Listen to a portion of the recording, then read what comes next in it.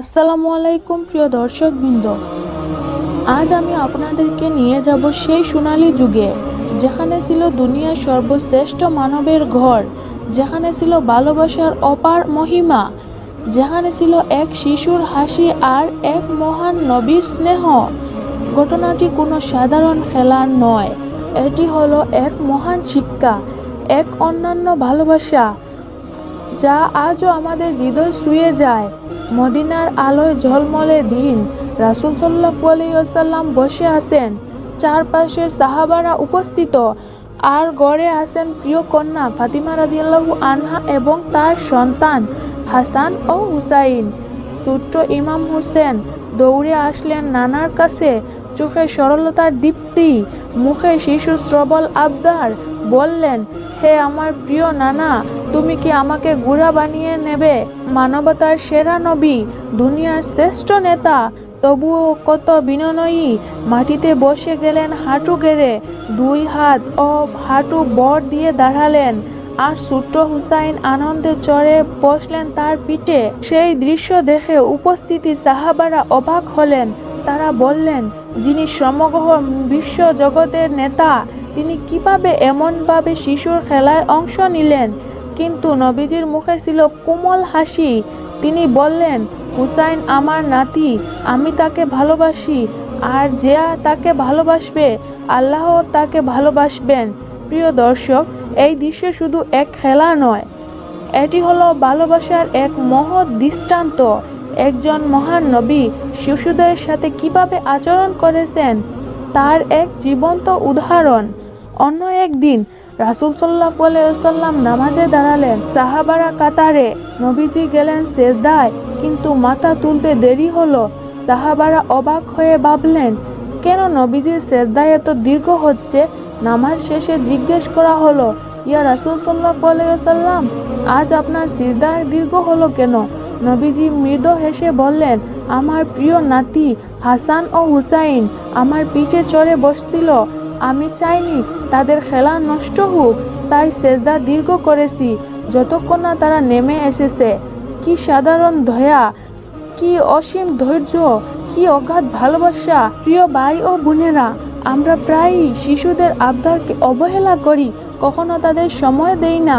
কিন্তু নবীজি আমাদের শিক্ষা দিলেন, শিশুর হাসি মুখ, শিশুর খেলা, শিশুর আবদার ও একটি ইবাদত হতে পারে, যদি তা ভালোবাসা দিয়ে কখনো করা হয়। হুসাইন রাদিয়াল্লাহু আনহা ছিলেন ফাতিমা রাদিয়াল্লাহু আনহার সন্তান, আলী ইবনে আবু তালিব রাদিয়াল্লাহু আনহার সন্তান।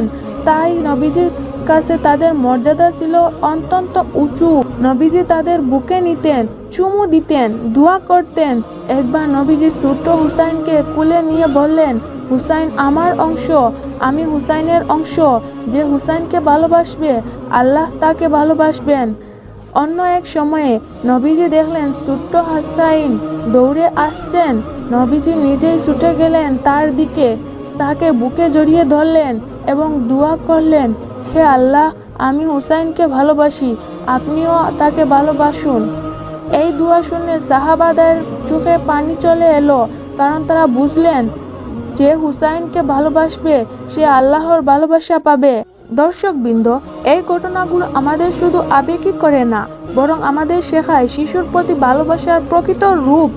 আজকের সমাজে আমরা অনেক সময় শিশুদের অবহেলা করি, তাদের সময় দেই না, তাদের সাথে কথা বলি না, তাদের কথা শুনি না।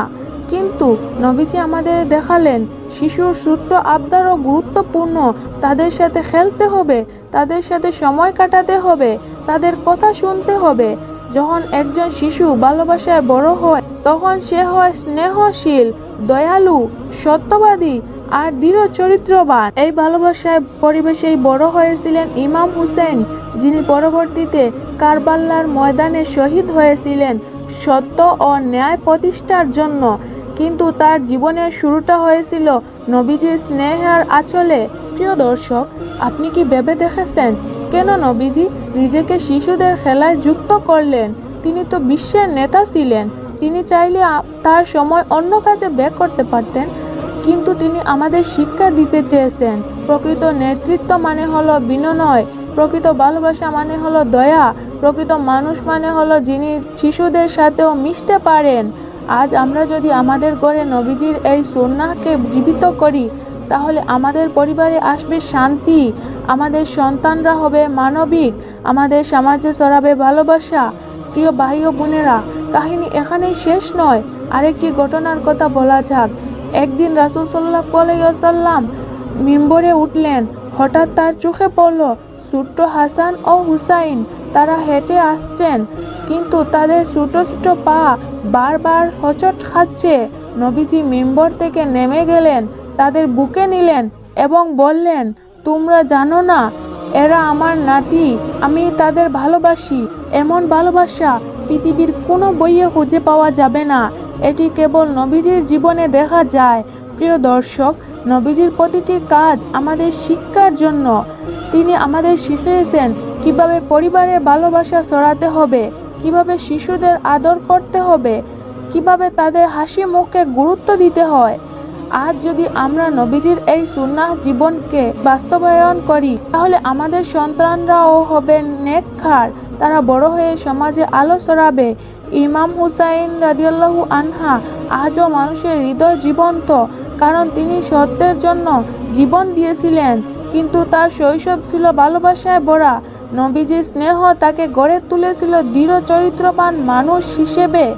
প্রিয় দর্শক, এই কাহিনী আমাদের শেখায় শিশুকে অবহেলা করা না, শিশুকে ভালোবাসা, তাদের সাথে সময় কাটানো, তাদের খুশি করো, কারণ শিশুর হাসি শুধু পরিবার নয়, বরং গোটা সমাজকে আলোকিত করে। আসুন আমরা সবাই দোয়া করি, হে আল্লাহ, আমাদেরকে নবীজির সুন্নাহ অনুসরণ করার তৌফিক দাও, আমাদের ঘরে ভালোবাসা দাও, আমাদের সন্তানদের স্নেহশীল করো, আমাদেরকে নবীজির ভালোবাসা দাও। আমিন।